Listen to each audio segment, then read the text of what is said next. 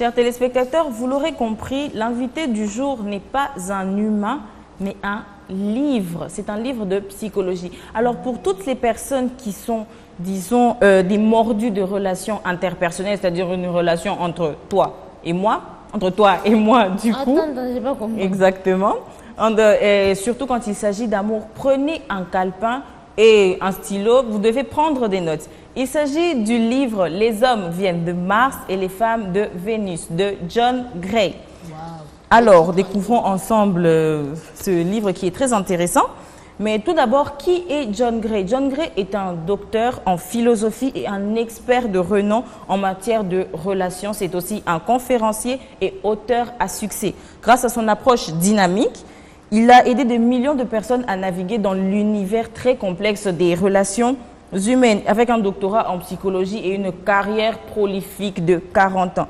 Alors, il a écrit beaucoup d'ouvrages, mais son ouvrage phare est celui que je vous propose aujourd'hui. Les hommes viennent de Mars et les femmes viennent de Vénus. Alors, son expertise est recherchée dans divers médias, dans les grandes émissions, surtout américaines.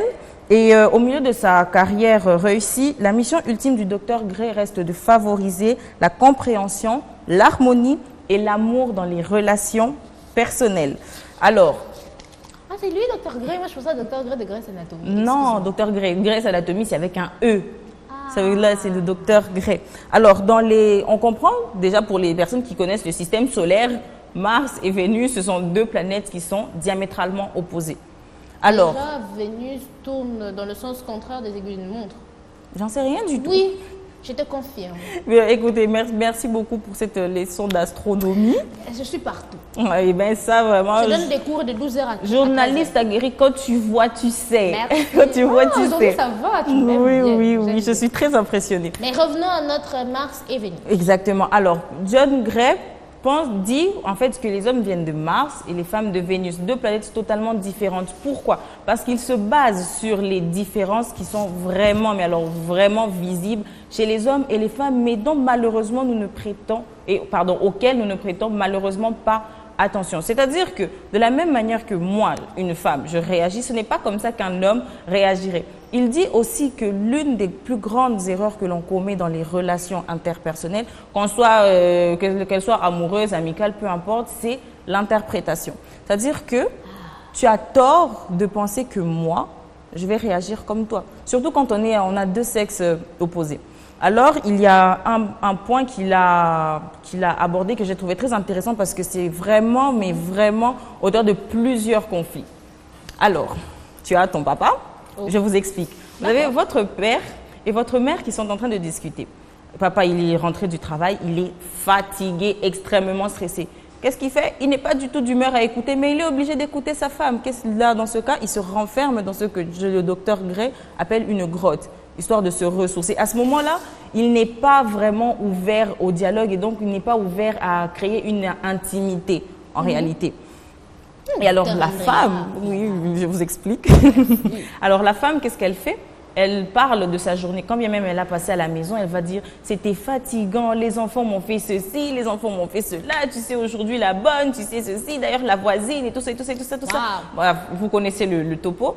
Alors l'homme va commettre l'erreur de lui proposer une solution. Il va lui dire, par exemple, la phrase la plus basique, « tu devrais arrêter de trop travailler, ce n'est pas bon pour toi. » Lui, il va se dire que je l'ai aidé, je lui ai proposé une solution. Elle va pas le prendre de la même façon. Elle le prendra mal. Oui. Exactement. Et c'est pour ça que John Gray parle des langages d'amour ou les langages amoureux, les love languages. C'est juste la manière dont une personne donne et reçoit de l'amour. Je pense que tu as compris. J'ai compris. Alors, comme langage amoureux, qu'est-ce que toi tu connais, Semira? Je sais pas. J'aime quand tu me flattes, c'est tout ce que je sais. Donc, Semira est les genres de personnes qui aiment les mots d'affirmation quand tu la flattes. Tu veux dire qu'elle est jolie, qu'elle est intelligente, là, elle se pas sent forcément, plus. c'est seulement avec toi. Mais c'est ce que tu as dit. Mais seulement avec toi. C'est très bizarre. J'aime les garçons. S'il te plaît. J'aime aussi les garçons. S'il te plaît. Restons dans un cadre scientifique. Alors, en dehors des langages d'affirmation. Mais attends, je te coupe. Et toi, c'est pas grave. On s'en fout. Moi, je pense que c'est passer des temps de qualité, la création de souvenirs et tout quand on est ensemble et tout ça. Ça ne sert pas beaucoup à grand-chose. Comment ça, beaucoup parler? Parce qu'un souvenir, ça ne va pas forcément être des longues déclarations. Je ne sais Non. pas moi. Ah, ok, c'est Juste- là où tu voulais en venir. Ah, tu vois, Ok. tu es allé trop loin. C'est juste, comme tu as dit, des moments de qualité. Parce que moi, je pense que même s'asseoir et ne rien faire avec la bonne personne, c'est intéressant. Et même quand vous ne vous parlez pas, en fait, parce qu'il y a beaucoup de gens qui parlent de ça, ils disent que le summum de l'amour, c'est quand vous êtes assis en silence avec la personne que vous aimez, mais que vous ne vous dites rien du tout. Et que ça ne Et fait pas que ce n'est pas gênant ni Et que ce n'est pesant. pas gênant. Du coup, là, vous pouvez me croire, vous avez absolument tout gagné. Absolument tout. Oui, Alors, mais- oui, mais, vas-y, Non, parle. j'ai dit winner. Ah, d'accord.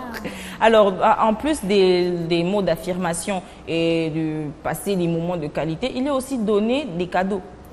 Oui, Ça, c'est le langage de c'est le l'amour langage de amoureux beaucoup de personnes. de si, beaucoup de si je peux personnes. me permettre, parce que pour certains, le fait que tu ne lui offres pas ci, enfin, pas forcément lui offrir quelque chose, mais sans cadeau, il y a juste l'impression que c'est des paroles en l'air. Ouais, que tu ne l'aimes pas.